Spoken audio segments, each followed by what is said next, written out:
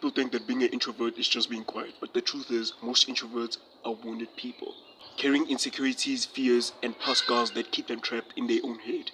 And that's why in this video, I'm going to be sharing the 5 things that are secretly destroying your social life as an introvert, and most importantly, how to fix them.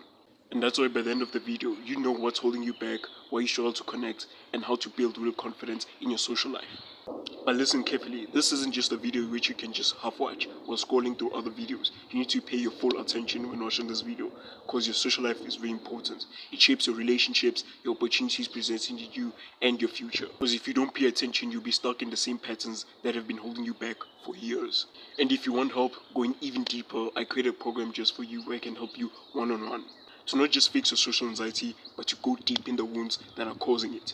Top link in the description, join it now, and I'm going to see you inside.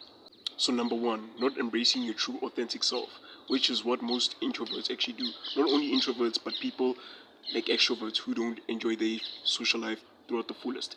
If you like a certain music taste, if you like a certain style in fashion, if you like, let's say, a certain content style, etc., anything that separates you from you and what you authentically like. And what do I mean by authentic? Authentic is what truly is alignable and correlatable to your values.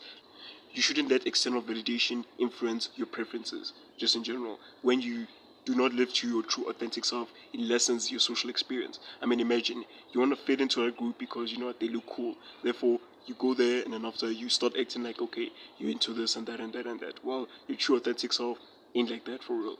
And you damaging yourself. You're wondering why you're depressed, but now it's just that you aligning with stuff that not authentic to your value. When you start to embrace what you like and your authentic values, right, you start even attracting the right people which also correlate to your authentic self, rather than people which don't correlate to what you know they also into. I mean, let me just give you an example. Let's say if I like football, right, and then there's like another rugby team, right, in the school, and then they're all cool and popular. But then if I go join the rugby team and all that, first of all, I'd suck at rugby and blah blah blah. But the most important point is that I wouldn't even enjoy the experience there. I wouldn't even enjoy the experience there, and that overall correlates to worsening other life aspects. You know, it starts to be depressed, you know, unhappy or moody, etc. And you won't even know who you are. You know, you'd feel lost and everything like that. So just be careful. Just be careful. Always embrace the true authentic self of you, and also just think about this. Whenever you embrace the true authentic self, right? Embrace it. Like, okay, don't be ashamed of it and own it. Just own up to it. No one will make fun of you. Sure, there maybe some which will make fun of you, right? But just remember the last time, right? Someone just made fun of a trait or like something, right? That one person is maybe proud of. Let's say I'm proud of, like, okay, I like soccer, and then someone just makes fun of me. Oh, you're kicking a ball instead of fighting, blah blah blah. And then I'll be like, yeah, fuck yeah, I'd rather play soccer. They're embracing it, you know. They're embracing that authentic side of them. It'll be hard for people to just make fun of you, because let's be honest, people make fun of the things that they think you might find offensive, right? People make fun of the things that you might find offensive. Let's say you find something offensive, they look for that reaction. People always look for that reaction. So number 2, not setting boundaries. Just let me just say your story. So there's this chick, right? This chick used to Oprah. She was like beautiful, 10 out of 10. She was like a 10 out of 10. You know, when the first time I just saw her, she was like gorgeous and everything. But the huge turn off was that she was fucking rude as hell. She was like rude to the core. You know, whenever I interacted with her, in particularly me, I don't know why, but in particular she was like rude to me and all that. I found that, you know, whenever I'm with like people, right? And then she like arrives at like the setting.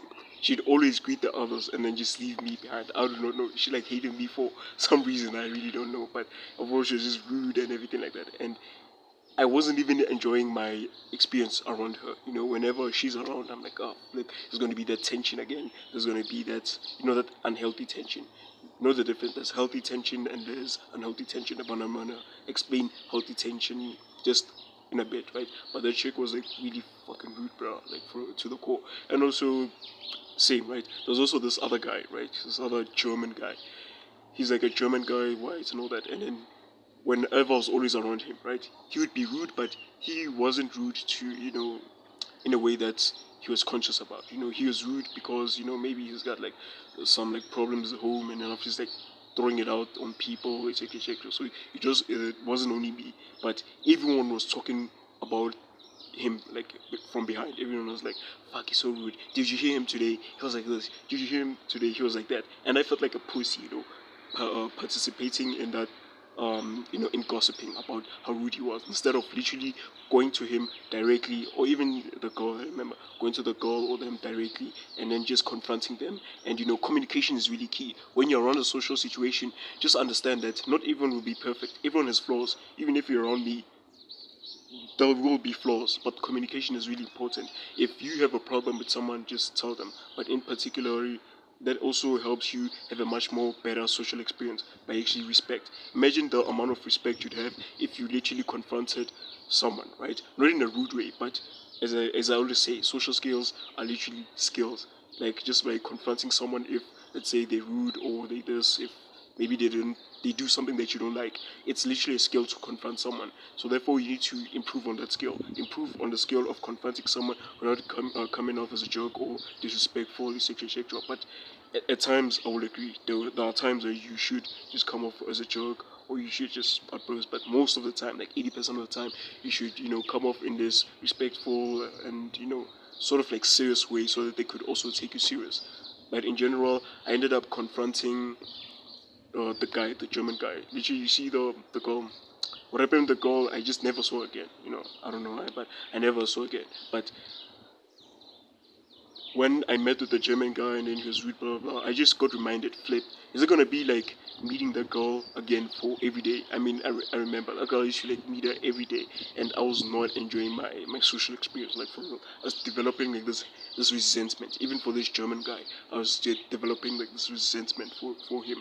But instead, I should literally just communicate and help things become better, so that what, they can improve. They can improve on themselves. Just tell them, yo, bro, you always rude at the time. I know this and this and this and this, but just address them. Address them calmly and all that. Sure, depending on what type of person they are, it's or maybe how you just go around it. It depends on how the outcomes. The outcome would depend on how you just communicate. How they be all rude, etc. The outcome depends. That's why you should actually just always choose the best optimal way to confront someone, right? Just like this guy. This guy I just confronted him in a very optimal way. Let me just say, for a very optimal, and I respect myself for that. I respect myself for that, because most of the other guys were just gossiping about him from behind, and they're developing this resentment, right, on him. But I just literally went up to him, and then you're like, oh flip, I never realized that's so rude. And therefore it makes your social life experience much more better, because you start being respected by people. You see, even though people which are like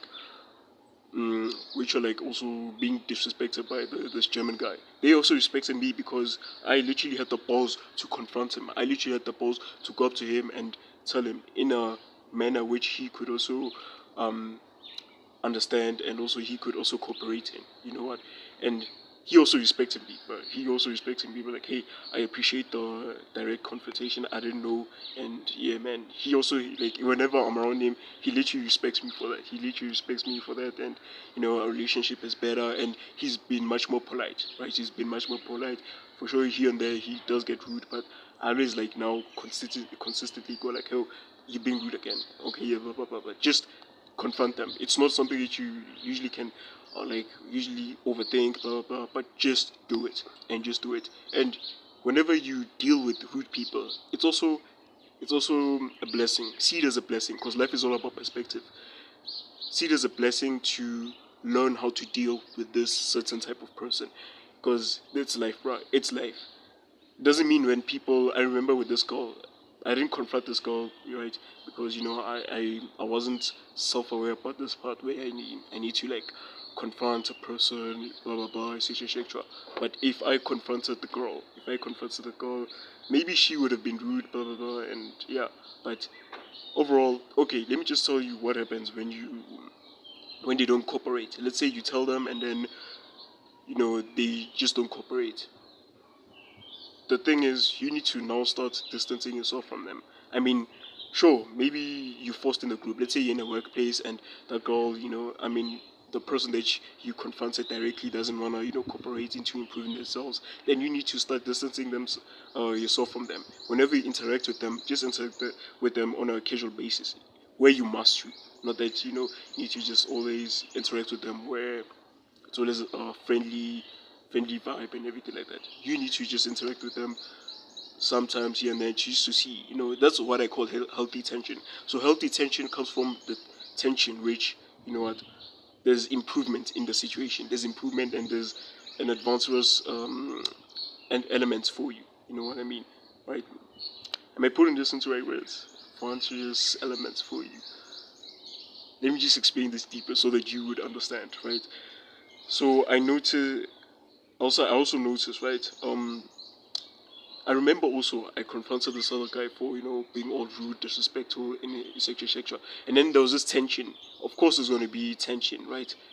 Let's be honest. There's going to be tension. But then the negative tension was that the tension that this guy was being rude, and then I was just letting it, letting it to me without even confronting him or and anything like that. There's resentment being built up, the tension, that fear that goes like, okay, he's gonna come again. He's gonna come again. He's gonna be all rude, blah blah blah, and all that. But then healthy tension is the tension that you get from, what, I know that I got the right step. I did the right steps. Therefore, if there's a tension because I confronted him, well, so be it. So be it. I know I'm not explaining this in the most optimal way because my articulation's a bit fucked up, but yeah. Anyway, your social life becomes better if you start laying boundaries. Lay boundaries, for fuck's sake. People start respecting you. I know you might be like, oh, I don't care what people think. I don't care what people think. But there's a certain part where you need to. Where people's opinions and how they treat you, because people's opinions influence how they treat you, and therefore you need to lay upon a boundary, lay upon respect with them. Respect doesn't always come from intimidation, but it comes from doing things that are optimal for the situation that other people wouldn't do, like confronting someone when they're being disrespectful.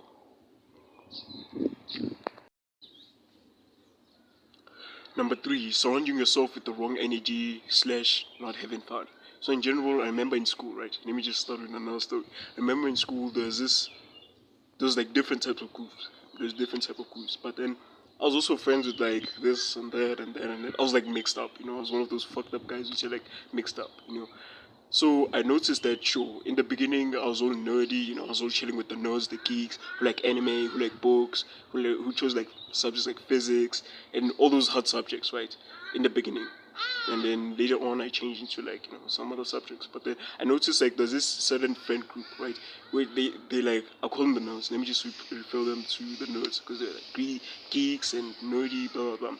Whenever I was just around them, oh flip, it was always just most of the time they were just on books or they're just talking about anime all the time or they just it's just all fuck bro. It was draining to be around them. It wasn't fun. I wasn't enjoying the social experience I was having with them. But then I noticed when I was with my boys, my boys, those guys were they were sort of balanced, whenever there's time to be serious, they be serious. Whenever it's time to to just goof around, to just have fun, be socially charismatic with each other, and just in general, they made socializing feel effortlessly. They made socializing feel effortlessly. But when I was with those guys, they were always just too serious. They're always just too, on the books, on the books, on the books.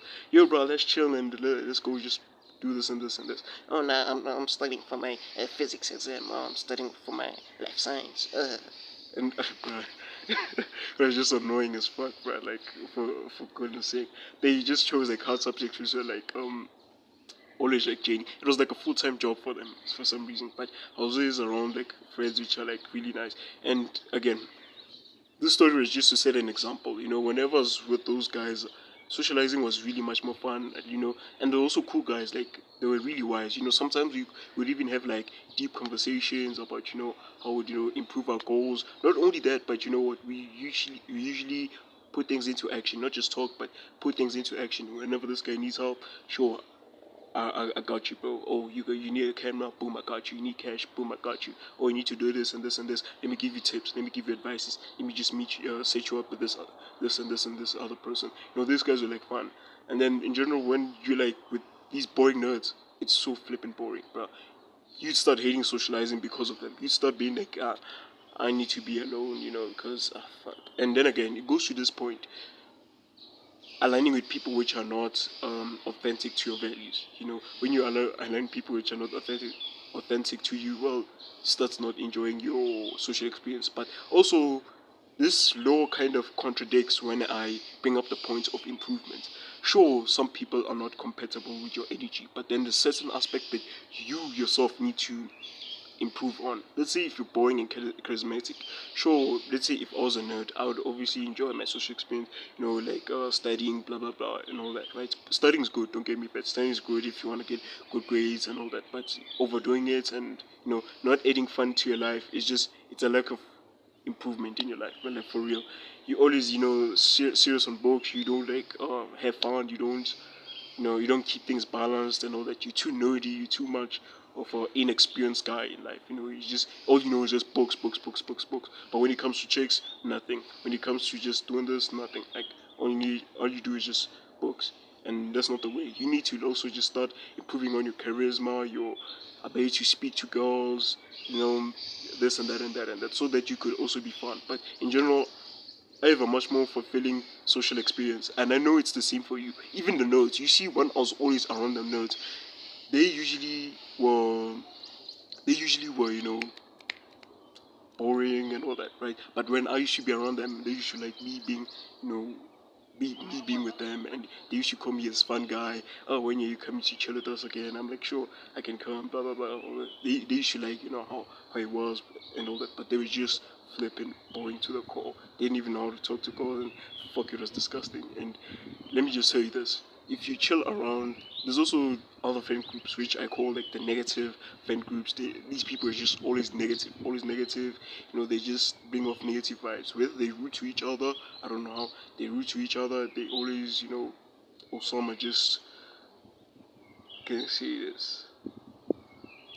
Some are just overall, I'm gonna just say negative. Like I remember there's this friend group I knew. People are just always negative, but they always used to make fun of each other in a way which was really offensive, and it was actually normal to them. It was actually normal to them, making fun of offensive jokes about each other, teasing and then gossiping around people, shit, and that usually affects you. That usually affects how you are as a person, right? Let's say if I chill around with people, I'll also become rude basically, right? You copy mannerisms. Us humans, we usually indoctrinated easily, especially by an environment. So just be careful of the type of people that you hang around with, but also improve yourself. Be a fun, charismatic guy. With your friends, plan an outing, maybe outing like just a walk. Then on a walk, just go to a mall, maybe like approach shakes, things could be fun. Trust me, a walk is like a pretty simple way in which you can have fun. I always like take a walk around with my friends around the hood and stuff, and we usually have like the most funnest experience ever. Get this, it's not the money that we have, but it's actually the type of people that we are. We actually fun, charismatic people around each other. It's really fun hanging around them, and they also keep things balanced. It's not always about having fun, but also when it's time to be serious, time to be serious. When it's time to be, joking around, it's time to be joking around.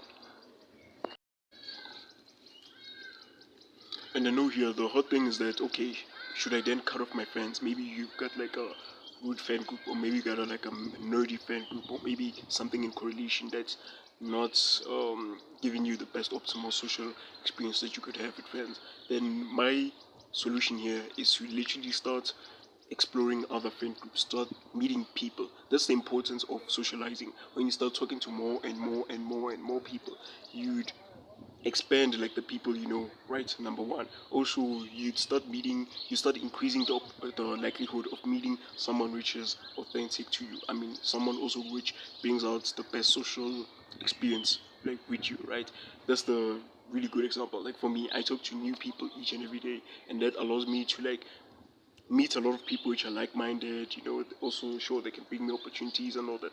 I enjoy socializing because okay, I know a lot of people, and I'm not just limited to this social group. right? That's also just a problem. If you know that these are the only friends that you have now, start making more friends. And obviously, if you want help with that, top link in the description. I'll help you one-on-one with that. Just even within a week, I'll help you within a week. You'd start to even know like 100 plus people within a week. Trust me, that's how. That's how it was. That's how. Damn, my mind stuck again. That's how good I am, basically, and like this social game.